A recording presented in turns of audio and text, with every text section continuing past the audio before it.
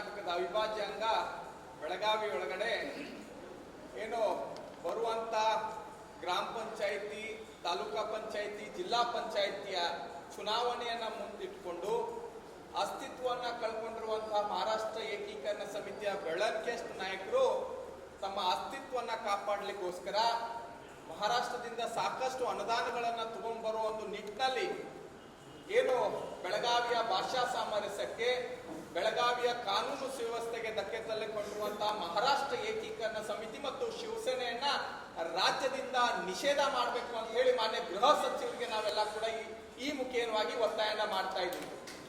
ಯಾಕಂದ್ರೆ ಪದೇ ಪದೇ ಕೂಡ ನಾವು ಬೆಳಗಾವಿ ಶಾಂತಿ, ಯಾಕಂದ್ರೆ ಬೆಳಗಾವಿಯ ಅಭಿವೃದ್ಧಿಗೋಸ್ಕರ ನಾವೆಲ್ಲ ಕೆಲಸವನ್ನ ಮಾಡ್ತಾ ಇರೋ ಸಂದರ್ಭದಲ್ಲಿ ಬೆಳಗಾವಿ ಒಳಗಡೆ ಮರಾಠಿ ಭಾಷಿಕರು ಮತ್ತು ಕನ್ನಡ ಭಾಷಿಕರು ಸಹೋದರತೆಯಿಂದ ಒಂದು ಒಳ್ಳೆ ರೀತಿಯಿಂದ ಬೆಳವಣಿಗೆ ಬರುವಂತ ಸಂದರ್ಭದಲ್ಲಿ, ಒಳ್ಳೆ ರೀತಿ ಬಾಂಧವ್ಯದಿಂದ ನಾವೆಲ್ಲ ಬಾಳ್ತಾ ಇರುವಂತಹ ಸಂದರ್ಭದಲ್ಲಿ ಎಲ್ಲೋ ಒಂದ್ ಕಡೆ ಕುತ್ಕೊಂಡು ಬೆಳಗಾವಿಗೆ ಬೆಂಕಿ ಹಚ್ಚಬೇಕು ಅಂತ ಹೇಳಿ ಈ ಹುನ್ನಾರವನ್ನ ಇಟ್ಕೊಂಡು ಕೇವಲ ಬೆಳ್ಳಂಕೆಷ್ಟಿರುವಂತಹ ಮಹಾರಾಷ್ಟ್ರ ಏಕೀಕರಣ MES ಮುಖಂಡರುಗಳು ಇಂಥ ಒಂದು ಕೆಲಸವನ್ನ ಮಾಡ್ತಾ ಇದ್ದಾರೆ. ಯಾಕೆ ಸರ್ಕಾರ ಇಂಥವ್ರ ಮೇಲೆ ಕಠಿಣ ಕ್ರಮವನ್ನ ತಗೊಳ್ತಾ ಇಲ್ಲ ಅನ್ನೋದು ನಮಗೆ ಯಕ್ಷ ಪ್ರಶ್ನೆ ಕಾಡ್ತಾ ಇದೆ. ಅದ್ರ ಜೊತೆ ಸ್ಥಳೀಯವಾಗಿ ಜನಪ್ರತಿನಿಧಿಗಳು ಯಾರು ಕೂಡ ಇದ್ರ ಬಗ್ಗೆ ಮಾತಾಡ್ತಾ ಇಲ್ಲ. ಇಂಥ ಒಂದು ನಮ್ಮ ನಾಡೊಳಗೆ ಇಟ್ಕೊಂಡು ನಮ್ಮ ಎಲ್ಲಾ ಸವಲತ್ತುಗಳನ್ನ ಪಡ್ಕೊಂಡು ನಮ್ಮ ರಾಜ್ಯ ಸರ್ಕಾರದ ಎಲ್ಲಾ ಇದನ್ನ ಪಡ್ಕೊಂಡು ಇವರು ಬೇರೆ ರಾಜ್ಯಕ್ಕೆ ಜೈ ಅಂತಾರಂತಂದ್ರೆ ಇದು ಒಂದು ದುರ್ದೈವ, ದುರಂತ.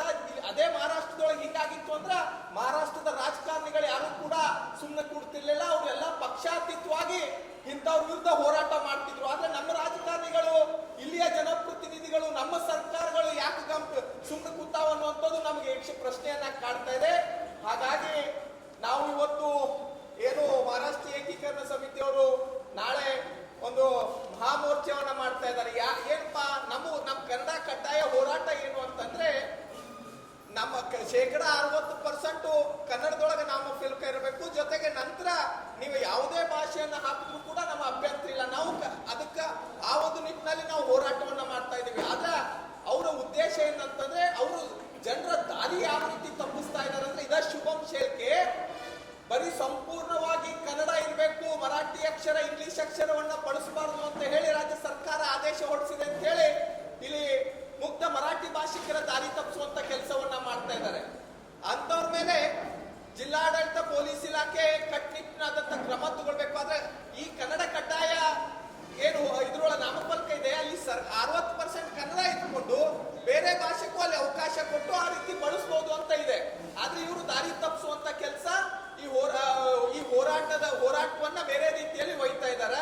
ಹಾಗಾಗಿ ಸರ್ಕಾರ ಅಂತವ್ರ ಮೇಲೆ ಕಟ್ಟುನಿಟ್ಟಿನವಾದಂತ ಕ್ರಮವನ್ನ ತಗೊಳ್ಬೇಕು, ಸಂಪೂರ್ಣವಾಗಿ ನಿಷೇಧ ಮಾಡಬೇಕು. ಆಮೇಲೆ ಜಿಲ್ಲಾಡಳಿತ, ಪೊಲೀಸ್ ಇಲಾಖೆ ಪ್ರತಿ ಸಲನೂ ಕೂಡ ನಾವು ಅನುಮತಿ ಕೊಟ್ಟಿಲ್ಲ ಅಂತ ಹೇಳ್ತಾರೆ. ನಿನ್ನೆ ಮಾನ್ಯ ಪೊಲೀಸ್ ಆಯುಕ್ತರು ಕೂಡ ಅನುಮತಿಯನ್ನ ಕೊಟ್ಟಿಲ್ಲ ಅಂತ ಆದ್ರೆ ಅವ್ರಿಗೆ ಅವಕಾಶ ಕೊಡ್ತಾರೆ. ಅವಕಾಶ ಯಾಕೆ ಕೊಡ್ತೀರಿ ಅಂತ ನಮ್ಮ ಪ್ರಶ್ನೆ. ಅವಕಾಶವನ್ನ ನೀವು ಅವ್ರಿಗೆ ನಾವು ರ್ಯಾಲಿ ಮಾಡಕ್ ಅವಕಾಶ ಕೊಡುದಿಲ್ಲ, ಆದ್ರೆ ನೇರವಾಗಿ ಜಿಲ್ಲಾಧಿಕಾರಿಗಳ ಕಚೇರಿಗೆ ಬಂದು ಮನವಿ ಕೊಡುವುದು ಅಂತ ಹೇಳ್ತಾರೆ. ಆದ್ರೆ ಅಲ್ಲಿ ನೇರವಾಗಿ ಜಿಲ್ಲಾಧಿಕಾರಿಗಳ ಕಚೇರಿಗೆ ಬಂದು ಮನವಿ ಕೊಡುವಂತದ್ದು ಏನಿದೆ, ಅವ್ರು ಮಾಡುವಂತ ಕೆಲಸ ಏನದು, ನಮ್ಮ ರಾಜ್ಯದೊಳಗಡೆ ನಮ್ಮ ಸರ್ಕಾರ ಏನ್ ಆದೇಶ ಹೊರಡ್ತದೆ ಅದನ್ನ ಆದೇಶವನ್ನ ಪಾಲನೆ ಮಾಡುವಂಥದ್ದು ಎಲ್ಲರ ಕರ್ತವ್ಯ. ಅದನ್ನ ಮಾಡಬೇಕು. ಅದನ್ನ ಬಿಟ್ಟು ಅದನ್ನ ಅನುಮತಿಯನ್ನ ಕೊಡುದಿಲ್ಲ ಅಂತೇಳಿ ಅಲ್ಲಿ ಅವಕಾಶ ಮಾಡಿಕೊಟ್ರಂದ್ರ ಇದು ಎಲ್ಲ ಒಂದ್ ಕಡೆ ಬೇರೆ ರೀತಿಯಾದಂತಹ ವರ್ತನೆ ಕಾಣ್ತಾ ಇದೆ. ಹಾಗಾಗಿ ನಾವು ಇಲ್ಲಿಯ ಜನಪ್ರತಿನಿಧಿಗಳಿಗೆ ಮತ್ತು ಇಲ್ಲಿಯ ರಾಜ್ಯ ಸರ್ಕಾರಕ್ಕೆ ಒತ್ತಾಯನ ಮಾಡ್ತಾ ಇದೀವಿ. ಜಿಲ್ಲಾಡಳಿತ ಯಾವುದೇ ಕಾರಣಕ್ಕೂ ಇಂಥವ್ರಿಗೆ ಅವಕಾಶ ಮಾಡಿಕೊಡಬಾರ್ದು. ಒಂದ್ ವೇಳೆ ಅವಕಾಶ ಮಾಡಿಕೊಟ್ಟಿದ್ದೆ ಆದಲ್ಲಿ ನಾವು ಕೂಡ ಕರ್ನಾಟಕ ರಕ್ಷಣಾ ವೇದಿಕೆ ನಾಳೆ ದಿವಸ ನಾವು ಅಲ್ಲಿಂದನೇ ಒಂದು ಕನ್ನಡ ಕಡ್ಡಾಯಕ್ಕಾಗಿ ಸ್ವಾಭಿಮಾನದ ರ್ಯಾಲಿ ಮಾಡುವುದ್ರ ಮುಖ್ಯವಾಗಿ ಮಹಾರಾಷ್ಟ್ರ ಏಕೀಕರಣ ಪುಂಡರಿಗೆ ತಕ್ಕ ಪಾಠವನ್ನ ಕಲಿಸ್ತೀವಿ. ಜೊತೆಗೆ ಕೆಲವೊಂದು ಪತ್ರಿಕೆಗಳಲ್ಲಿ ಕನ್ನಡಿ ಗುಂಡಾಗಳಂತ ಬರೀತಾರ, ಕನ್ನಡ ಭಾಷೆ ಸಹೋದರ ರೀತಿಯೆಲ್ಲ ಇರ್ತೀವಿ ಅಂತಾರ, ಮತ್ತೊಂದು ರೀತಿಯಾಗಿ ಬೇರೆ ರೀತಿಯಾಗಿ ಅಲ್ಲೇ ಪದವನ್ನ ಬಳಸ್ತಾರ. ಕನ್ನಡಿ ವಿರೋಧಿ ಅಂತ, ಕನ್ನಡಿ ವಿರೋಧಿ ಮಾಡೋರೆಲ್ಲ ನೀವು ಬರಬೇಕು ಅಂತ ಹೇಳಿ ಅದೇ ಪತ್ರಿಕೆಗಳು ಬರ್ತಾ ಇದಾರ. ಇಂಥ ಪತ್ರಿಕೆಗಳಿಗೆ ನಮ್ಮ ಸರ್ಕಾರದವರು ಅನುದಾನವನ್ನ ಕೊಡ್ತಾರ, ಜಾಹೀರಾತುಗಳನ್ನ ಕೊಡ್ತಾರ. ಯಾರು ನಮ್ಮ ರಾಜ್ಯದ ವಿರುದ್ಧ, ನಮ್ಮ ಸರ್ಕಾರದ ವಿರುದ್ಧ, ನಮ್ಮ ಜಿಲ್ಲಾಡಳಿತದ ವಿರುದ್ಧವಾಗಿ ಯಾರಾದ್ರೂ ಬರೀತಾ ಇದ್ದಾರೆ ಅಂತವ್ರಿಗೆ ನೇರವಾಗಿ ಅನುದಾನ ಆಗಿರ್ಬೋದು, ಜಾಹೀರಾತುಗಳನ್ನ ನಾವು ನಿಲ್ಲಿಸಬೇಕು ಅಂತ ಹೇಳಿ ಒತ್ತಾಯನ ಮಾಡ್ತಾ ಇದ್ದೀವಿ. ಯಾಕಂದ್ರೆ ಅವ್ರ ಮುಖ್ಯವಾಗೇನೆ ಈ ಭಾಷಾ ಸಾಮರಸ್ಯಕ್ಕೆ ದೊಡ್ಡ ಒಂದು ಉರಿಯುವಂತ ಬೆಂಕಿಗೆ ತುಪ್ಪ ಸುರಿಯುವಂತ ಕೆಲಸವನ್ನ ಮಾಡ್ತಾ ಇದ್ದಾರೆ. ಹಾಗಾಗಿ ನಾವು ಕೂಡ ಎಲ್ಲ ಒತ್ತಾಯನ ಮಾಡ್ತಾ ಇದೀವಿ. ಕರಾಳ ದಿನಾಚರಣೆ ಆಗಿರ್ಬೋದು, ನವೆಂಬರ್ 1ನೇ ತಾರೀಕು ಕೂಡ ಇವರು ಕರಾಳ ದಿನಾಚರಣೆಗೆ ಅವಕಾಶ ಕೊಡುವುದಿಲ್ಲ ಅಂತ ಹೇಳಿ ಅವಕಾಶ ಕೊಟ್ಟರು.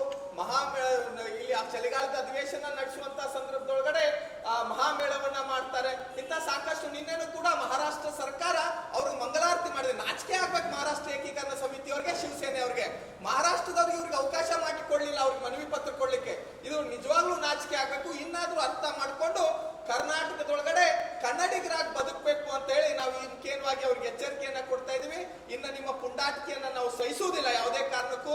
ಪದೇ ಪದೇ ಇಂಥ ರ್ಯಾಲಿಗಳನ್ನ ಮಾಡಿದ್ರೆ ಬೆಳಗಾವಿಯ ಕಾನೂನು ಸುವ್ಯವಸ್ಥೆ ಹದಗೆಡ್ತದ. ಕರ್ನಾಟಕ ರಕ್ಷಣಾ ವೇದಿಕೆ ಕಾರ್ಯಕರ್ತರು ಯಾರು ಕೂಡ ಕೈಗೆ ಬಳೆ ಹಾಕೊಂಡು ಕೂತ್ಕೊಂಡಿಲ್ಲ. ಇಂಥ ಪುಂಡ್ರಿಗೆ, ಇಂಥ ಗುಂಡಾಗಳಿಗೆ ನಾವು ಏನು ಉತ್ತರ ಕೊಡಬೇಕು ಅನ್ನುವಂಥದ್ದು, ಯಾವ ರೀತಿಯಾಗಿ ನಾವು ಪಾಠವನ್ನ ಕಲಿಸ್ಬೇಕು ಅನ್ನುವಂಥದ್ದು ಗೊತ್ತಿದೆ. ಹಾಗಾಗಿ ಸರ್ಕಾರ ಇಂಥದನ್ನೆಲ್ಲ, ಈ ಹೋರಾಟಗಳ ಗಂಭೀರತೆಯನ್ನೇ ಅರ್ಥ ಮಾಡಿಕೊಂಡು ತಕ್ಷಣವೇ ಈ ರಾಜ್ಯದಿಂದ ಎಂಇಎಸ್ ಮತ್ತು ಶಿವಸೇನೆಯನ್ನ ನಿಷೇಧ ಮಾಡಬೇಕು ಅಂತ ಹೇಳಿ ಮಾನ್ಯ ಗೃಹ ಸಚಿವರಲ್ಲಿ, ಮಾನ್ಯ ಮುಖ್ಯಮಂತ್ರಿಗಳಲ್ಲಿ, ಸ್ಥಳೀಯ ಜಿಲ್ಲೆಯ ಜನಪ್ರತಿನಿಧಿಗಳಲ್ಲಿ ನಾವು ಮನವಿ ಮತ್ತು ಒತ್ತಾಯನ ಮಾಡ್ತಾ ಇದ್ದೀವಿ. ತಕ್ಷಣವೇ ಇಂಥವ್ರನ್ನೆಲ್ಲ ಗಡಿಪಾರು ಮಾಡಬೇಕು. ಇಲ್ಲಿಯ ಭಾಷಾ ಸಾಮರಸ್ಯವನ್ನ ಹದಗೆಡಿಸೋದನ್ನ ತಕ್ಷಣವೇ ನಿಲ್ಲಿಸುವಂತ ಕ್ರಮ ಜಿಲ್ಲಾಡಳಿತ ತಗೋಬೇಕು ಅಂತ ಹೇಳಿ ಒತ್ತಾಯನ ಮಾಡ್ತಾ ಇದ್ದೀವಿ.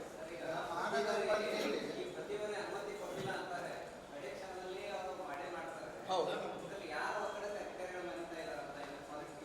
ನಮಗೂ ಕೂಡ ಅದೇ ಅನುಮಾನ ಕಾಡ್ತಾ ಇದೆ. ಎಲ್ಲೋ ಒಂದ್ ಕಡೆ ಕಾನೂದ ಕೈಗಳು ಎಲ್ಲಾದ್ರೂ ಕೆಲಸ ಮಾಡ್ತಾವ ಇದಾವ ಏನಂತದ್ದು ನಮ್ಗೆ ಅನುಮಾನ ಆಗ್ತಾ ಇದೆ. ಪ್ರತಿ ಸಲನೂ ಕೂಡ ಅನುಮತಿ ಇಲ್ಲ ಅಂತಾರೆ, ಆದ್ರೂ ಕೂಡ ಅವ್ರು ಅಲ್ಲಿ ಬಂದು ಪ್ರತಿಭಟನೆ ಮಾಡ್ತಾರೆ, ಬಂದು ಕರಾಳ ದಿನಾಚರಣೆ ಮಾಡ್ತಾರೆ. ಅದಕ್ಕೆ ನಾವು ನಮ್ಮ ಜಿಲ್ಲೆಯ ಜನಪ್ರತಿನಿಧಿಗಳಲ್ಲಿ ಒತ್ತಾಯ ಮಾಡ್ತಾ ಇದೀವಿ, ಮನವಿ ಮಾಡ್ಕೊತಾ ಇದೀವಿ. ಇಂಥವ್ರ ಮೇಲೆ ಕಠಿಣ ಕ್ರಮವನ್ನ ನೀವು ಒಂದು ಸರಿ ಅವ್ರು ಮಾಡಿದ್ರಿ ಅಂತಂದ್ರೆ ಮುಂದಿನ ದಿನಮಾನಗಳಲ್ಲಿ ಇವ್ರು ಯಾರು ಕೂಡ ಇಂಥದಕ್ಕೆ ಅವಕಾಶ ಮಾಡಿಕೊಡಂಗಿಲ್ಲ. ಅದಕ್ಕೆ ಒಂದು ಸಾರಿ ನೀವೆಲ್ಲರೂ ಕೂಡ ಪಕ್ಷಾತೀತವಾಗಿ ಒಂದಾಗಿ, ನೀವು ಯಾವುದೋ ಒಂದು ಬೇರೆ ಒಂದು ಮತ ಬ್ಯಾಂಕ್ಗೋಸ್ಕರ, ಬೇರೆ ಭಾಷಿಕನ ಓಲೈಕೆಗೋಸ್ಕರ ನೀವು ದಯವಿಟ್ಟು ನೀವು ಹಿಂದೆ ಸರಿಬೇಡ್ರಿ. ಇಡೀ ಕನ್ನಡಿಗರು ಮತ್ತು ಮರಾಠಿ ಭಾಷಿಕರು ನಿಮ್ಮ ಜೊತೆ ಇದೀವಿ.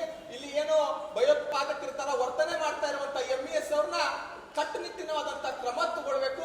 ಯಾವುದೇ ಕಾರಣಕ್ಕೂ ಹಿಂದೆ ಸರಿಬಾರ್ದು ಅಂತ ಒತ್ತಾಯ ಮಾಡ್ತೀವಿ.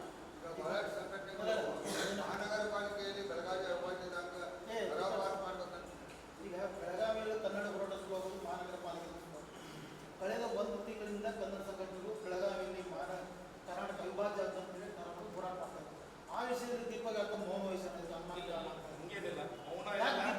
ಯಾಕಂದ್ರೆ ಮುಂಚೆ ಪ್ರತಿಯೊಂದು ವಿಷಯದಲ್ಲಿ ಬೆಳಗಾವಿ ಪ್ರವಾಸದ ಇರ್ತಾರೆ. ನಾನು ನಾರಾಯಣಗೌಡ ಬಂದಿದ್ದು ಅವಾಗಿನ ಹೋರಾಟ ಮಾಡ್ಕೊಂಡು ಪ್ರತಿಯೊಂದು ಹಂತದಲ್ಲಿ ನಾರಾಯಣಗೌಡಿದ್ದಾರೆ. ಆದ್ರೆ ಈ ವಿಷಯದ ಯಾಕೋ ದೀಪಕ್ ಹಿಂಸರ್ದ?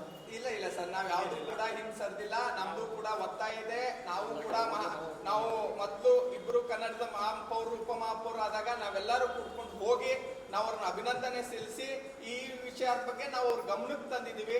ಅವ್ರು ನಮಗೆ ಅವಾಗ ಏನಂದಿದ್ರು, ನಮಗೊಂದು ಸ್ವಲ್ಪ ಸಮಯಾವಕಾಶವನ್ನ ಕೊಡ್ರಿ, ನಾವು ಅವಧಿ ಒಳಗಡೆ ನಾವಿದನ್ನ ಯಾವುದೇ ಕಾರಣಕ್ಕೂ ಟರಾವ್ ಮಂಡಿಸ್ತೀವಿ ಅಂತ ಹೇಳಿ ನಮಗೆ ಮಾತನ್ನು ಕೊಟ್ಟಿದ್ದಾರೆ.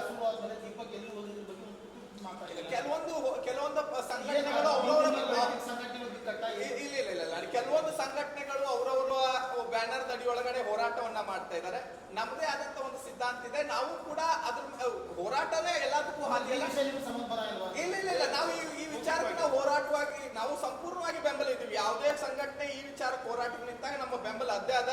ನಾವು ಕೂಡ ಇದ್ರ ವಿಚಾರವಾಗಿ ಆಯುಕ್ತರಿಗೆ, ಮಾನ್ಯ ಉತ್ತರ ವಿಧಾನಸಭಾ ಕ್ಷೇತ್ರದ ಶಾಸಕರಿಗೂ ಮತ್ತು ಮಹಾಪೌರ, ಉಪಮಹಾಪೌರ ಗಮನಕ್ಕೆ ತಂದಿದ್ದೀವಿ. ನೋಡ್ರಿ, ಈ ಹೋರಾಟದ ರೂಪ ಬಹಳ ಗಂಭೀರತೆ ತಗೊಳ್ತಾ ಇದೆ.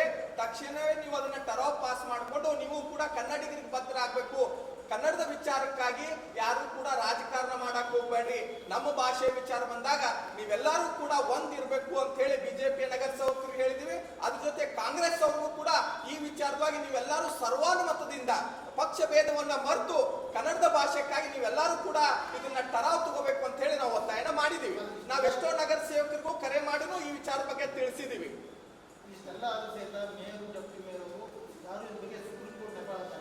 ಸುಪ್ರೀಂ ಕೋರ್ಟ್ ವಕೀಲರ ಪ್ರಕಾರ ಯಾವುದೂ ಸಂಬಂಧ ಅಲ್ಲ, ಮೋಹನ್ ಕಾರ್ತಿಕ್ ಅವ್ರು ಮೊನ್ನೆ ಬಂದು ಸಭೆ ಮಾಡಿದಾಗ ಅದ್ರೊಳಗೆ ಯಾವ್ದು ಕೋರ್ಟ್ನಿಂದ ಸಂಬಂಧ ಬರುದಿಲ್ಲ, ನೀವು ಟರಾವ್ ತಗೋಬೇಕು ಅಂತ ಹೇಳಿದ್ರು. ತಕ್ಷಣವೇ ನಾ ಅದನ್ನ ನೋಡ್ಕೊಂಡು ಉಪಮಹಾಪೌರಿಗೆ ಮಾತಾಡಿದಾಗ ಇಲ್ಲ, ನಾವು ಅದನ್ನ ಸರ್ಕಾರಕ್ಕೆ ಬರ್ದೀವಿ ಅಂತಲೂ ಹೇಳಿದ್ರು. ಸರ್ಕಾರಕ್ಕೆ ಬರುದು ಬಿಡುದು ಬೇಡ, ನೀವು ಇದನ್ನ ತಕ್ಷಣವೇ ಒಂದು ಪಾಲಿಕೆ ಸಭೆ ಕರೆದು ಟರಾವ್ ಮಂಡಿಸ್ರಿ ಅಂತಲೂ ನಾವು ಒತ್ತಾಯ ಮಾಡಿದೀವಿ. ಮುಂದಿನ ದಿನಗಳಲ್ಲಿ ಅವ್ರು ಏನಾದ್ರೂ ಟರಾವ್ ತಗೊಳ್ಳಿಲ್ಲ ಅಂದ್ರೆ ಕರ್ನಾಟಕ ರಕ್ಷಣಾ ವೇದಿಕೆ ಈ ವಿಚಾರವಾಗಿ ಹೋರಾಟವನ್ನ ಮಾಡ್ತದ. ಹೋರಾಟ ಬಹಳ ದೊಡ್ಡ ಮಟ್ಟಕ್ಕೆ ಕುತ್ಕೊಂಡು ಹೋಗ್ತೀವಿ. ಎಲ್ಲಿಂದ ಸ್ಟಾರ್ಟ್ ಆಗಿದೆ? ನಾವು ಅವರು ಏನಾದ್ರೂ ಬೋಗಾರಸ್ ಧರ್ಮವೀರ ಸಂಭಾಜಿ ಚೌಕದಿಂದ ಮಾಡ್ತೀನಿ ಅಂತ ಹೇಳಿದಾರ, ನಾವು ಕೂಡ ಅಲ್ಲಿಂದನೇ ಮೆರವಣಿಗೆ ಪ್ರಾರಂಭ ಮಾಡ್ತೀವಿ. ಫೈನಲ್ ಆಗಿದೆ ಅಥವಾ ಅವ್ರು ಮಾಡಿದಷ್ಟು ಮಾಡ್ತಾರೆ? ಇಲ್ಲ, ನಾವು ಅಲ್ಲಿಂದನೇ ಮಾಡ್ಬೇಕಂತ ಹೇಳಿ ತೀರ್ಮಾನವನ್ನ ಮಾಡಿದೀವಿ. ಅಲ್ಲಿಂದನೇ ನಾವು ಬೆಳಗ್ಗೆ ಅಲ್ಲಿ ಪ್ರಾರಂಭ ಮಾಡಿ ಜಿಲ್ಲಾಧಿಕಾರಿಗಳಿಗೆ ಬಂದು ಈ ಜಿಲ್ಲಾಧಿಕಾರಿಗಳ ಮುಖಾಂತರ ಮಾನ್ಯ ಗೃಹ ಸಚಿವರಿಗೆ ಮನವಿ ಕೊಟ್ಟು ಇವರು ಈ ಎರಡು ಸಂಘಟನೆಗಳನ್ನ